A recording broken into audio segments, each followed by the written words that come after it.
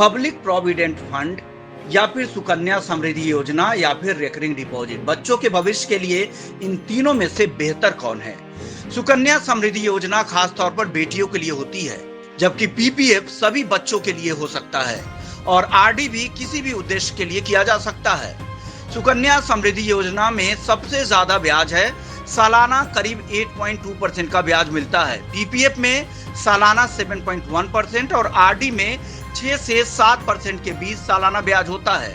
सुकन्या समृद्धि और पीपीएफ दोनों में ब्याज, निवेश और मैच्योरिटी पर पूरी अमाउंट टैक्स फ्री होती है, जबकि आरडी में आपको ब्याज पर टैक्स देना पड़ता है। सुकन्या समृद्धि योजना का लॉक इन पीरियड 21 साल के लिए है, पीपीएफ का 15 साल का लॉक इन है, जबकि आरडी आमतौर पर 5 साल या उससे कम का भी लॉक इन वाला रहता है। तीनों स्कीम्स पूरी तरह से सुरक्षित और सरकारी गारंटी वाली है।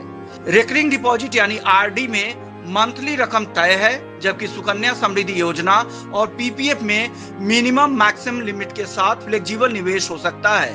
पीपीएफ में मिनिमम 500 रुपए और एक वित्त वर्ष में मैक्सिमम 1.5 लाख रुपए जमा कर सकते हैं। सुकन्या समृद्धि योजना में मिनिमम 250 रुपए और मैक्सिमम एक वित्त वर्ष में 1.5 लाख रुपए जमा कर सकते हैं, जबकि आरडी मिनिमम 100 रुपए से शुरू होता है और मैक्सिमम बैंक पर निर्भर करता है।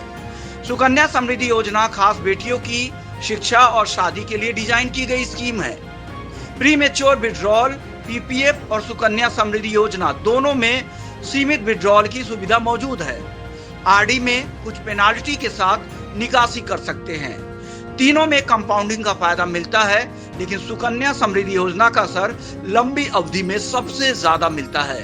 सुकन्या समृद्धि योजना सबसे बेहतर है क्योंकि बाकी बच्चों के लिए पीपीएफ भी सुरक्षित निवेश है, लेकिन सुकन्या समृद्धि योजना जैसा रिटर्न नहीं है।